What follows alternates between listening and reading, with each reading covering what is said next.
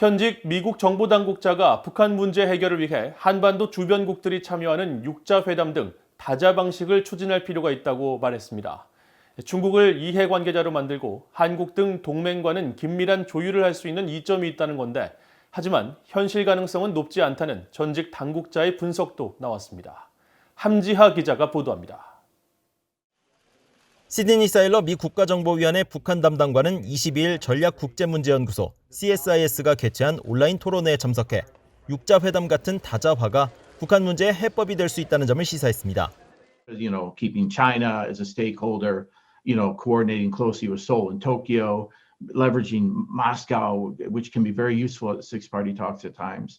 This a re-multilateralization, if we could use that term, would allow us to really have greater trust and coordination on North Korea going forward. 오바마 행정부에서 백악관 국가안전보장회의 NSC의 한국, 일본 담당 보좌관과 국무부 육자회담 특사를 지내고 미국 국가정보국 DNI와 중앙정보국 CIA에 근무하는 등 미국 정부에서 40년 가까이 북한과 한반도 문제를 다뤄온 사일러 담당관은 그러면서 비핵화를 위해 부시 행정부 때 추진됐던 육자회담, 즉 다자적 접근법은 트럼프 행정부 이전까지 지속됐다는 점을 강조했습니다. An approach that was continued by the fact that we still had a special envoy for six-party talks, through the Obama years, even when six-party talks hadn't happened, because the commitment to the multilateral approach to this issue. 현재 사일러 담당관이 재직 중인 국가정보위원회는 미국 국가정보국 산하 기구로 국가안보와 관련된 정보를 취합, 평가해 백악관과 내각 등에 공급하는 역할을 하고 있습니다. 미국과 한국, 북한, 일본, 중국, 러시아 등 6개 나라는 2003년부터 2007년까지 북핵 문제 해결을 목적으로 한 육자회담을 진행하며 북한의 비핵화 등을 내용으로 한 합의를 이끌어낸 바 있습니다.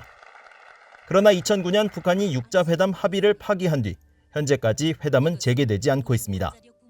이날 토론회를 이끌었던 마크 리퍼트 전 주한 미국 대사는 사일러 담당관의 육자회담 관련 언급에 대해 다자화는 동맹의 부담을 줄여준다는 또 다른 이점도 있다고 논평했습니다. 그러나 같은 날 민간 연구단체 평화연구소가 개최한 간담회에 참석한 조셉윤 전 국무부 육자회담 수석 대표 겸 대북정책 특별대표는 육자회담에 대한 북한의 인식이 좋지 않다는 점을 들어 회담 재개 가능성을 낮게 봤습니다. They've always wanted the optic of going mano a mano with the US, and they like that.